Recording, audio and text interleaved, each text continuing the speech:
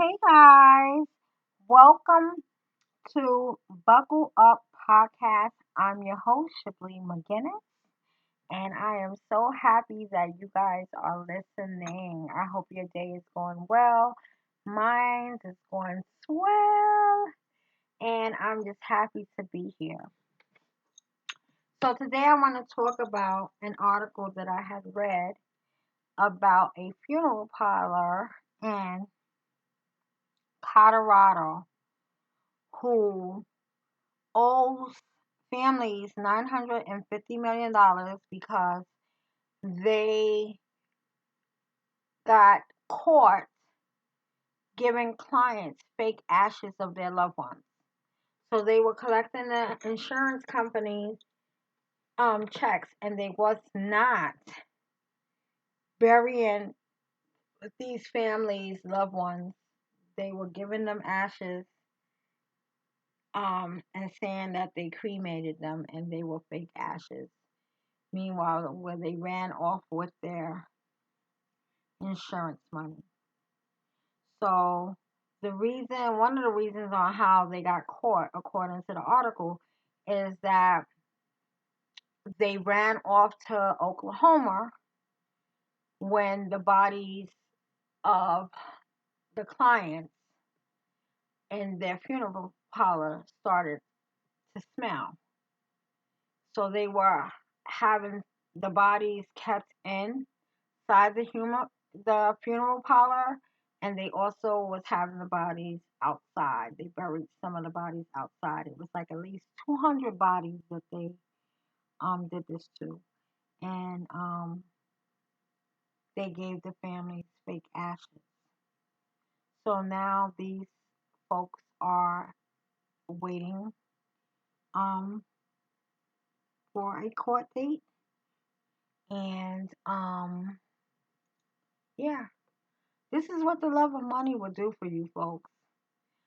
I'm believing that these people were very greedy because they were laundering money and they were taking advantage of people at a vulnerable stage in their life where they lost a loved one, and they trusted this funeral parlor business to take care of the needs of their loved ones so that they can give them a proper service.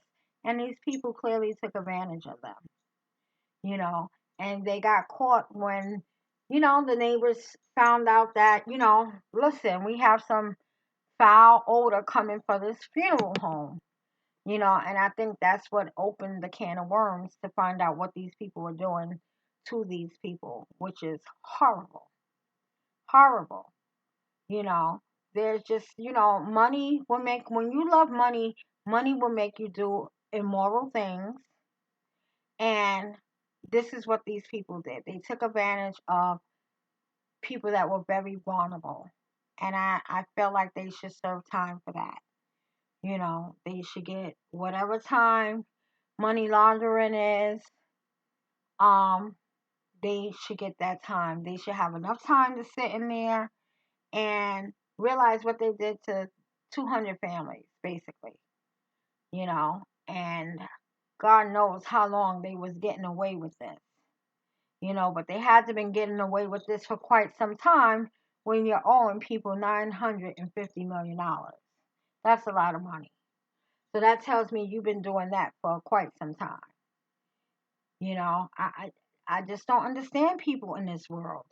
I would like to get inside their heads and be like, what was you guys thinking of when you decided to do this horrific laundry, money laundry crime? Like, what was you thinking of? Was you thinking of buying more houses, more cars? With the money that you were receiving from these insurance company and beating these families out of and giving them fake ashes? Ah, come on. Ah, that's why you cannot be the lover of money, people.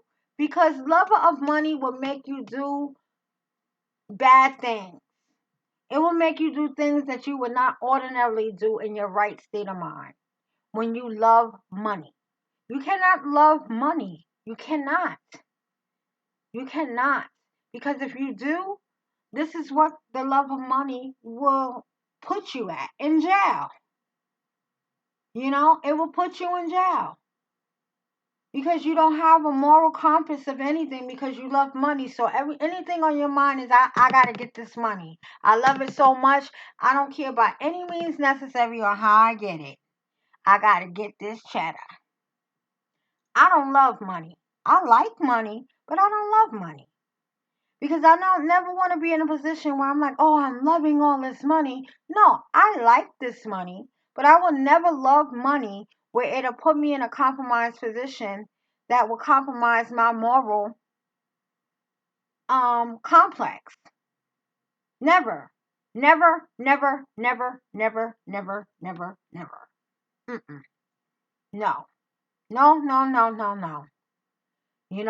And that's when that saying, the money is the ruler of all evil, because when you start to love money, you can care less. You can really care less. That's why I love that song by LL Cool J. It stuck with me many years ago when he had his single out, Who Do You Love with Total, and he had a verse in there that said, money make money make the man, man don't make the money. Or do I have it right? I'm sorry. Man makes the money. Money never makes the man. And when I heard that verse, it hit me to my core. Like it said something to me. It really touched my spirit. And it always stayed with me. And it's like, yo, I like money, but I don't love money. I can be a millionaire and be cool. I don't have to be a billionaire. You know, I can be a millionaire and still do the right thing and still like money and not love money where it'll compromise who I am, you know? And those people, they're just like crazy. Like how do you look at yourself in the mirror knowing that you scammed 200 families and you gave these families ashes, fake ashes at that, of their loved ones? How could you look in the mirror at yourself every day knowing that you did that? I couldn't do it. I couldn't do it. But they didn't care because they didn't get caught. So now that they're caught, they probably are thinking like, shoot, two things. Damn, we didn't get away with it, or we messed up. It's too late now because now you're caught. And now you have to lay in the bed that you made for yourselves when you took advantage of these families that were grieving their loved ones. You're horrible people for doing that to these families. What do you guys think? Do you think that these funeral morticians are good people? Or do you think they're horrible people? How would you have liked it if they did this to your loved one, or, a close friend of yours? Would you be upset? Would you be wanting to sue these people? I know I would. I definitely know that I would in that manner, you know? And then you flee like you're not going to get caught, like you don't have a paper trail. Like and get, they can't go to the courts and get a warrant to go to your place of business and pick up evidence, you know? That's how they knew that you were in another state running, you know? I don't know what is wrong with people these days. I really don't. But I wanted to talk about that topic on my I wanted to talk about that topic on my podcast, you know, because this is the type of world that we live in where people love money. They don't want to like it, they want to love it. And when you love it, these are the things that happen when you love money. You don't have any morals because the love of money got you that way. What do y'all think? What do y'all think? What do y'all think? What do y'all think? Because I think that is a bad quality. Bad quality. How could you take advantage of people that are grieving? My Lord, that is crazy. But you have some crazy people in this world, and you have people that don't care. They don't care about nothing but themselves and how they can get away with such things as this.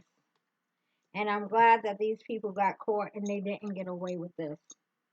You know, God knows how long they've been doing this. They probably was doing this for years and just got caught doing it. You know, it's horrible.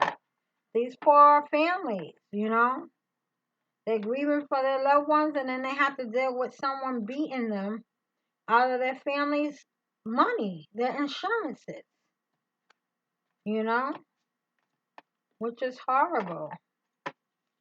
It's such horrible. So, guys, I wanted to talk about that on this segment of my podcast, Buckle Up.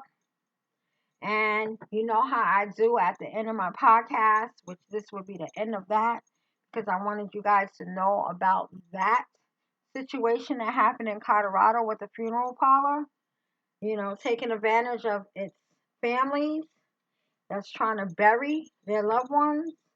I thought you guys would like to know about that situation there because that was just crazy. I'm still like, oh my goodness. But I'm going to go ahead and read the word as I end this segment of the podcast. And I'm going to read from Exodus 14:14. And it says, the Lord will light. Oh, I'm sorry. It says, the Lord will fight for you. You need only to be still. I want to take it that with this topic of those people getting scammed by the funeral parlor people, the Lord is definitely fighting for you because He definitely put it in the light. So He's fighting for your loved ones and for the families to become compensated on this. But this word has so many meanings for the listeners that's listening to this podcast. You find out what this Exodus 14:14 means to you. The Lord will fight for you. You need only to be still. On that note, I will talk to you later.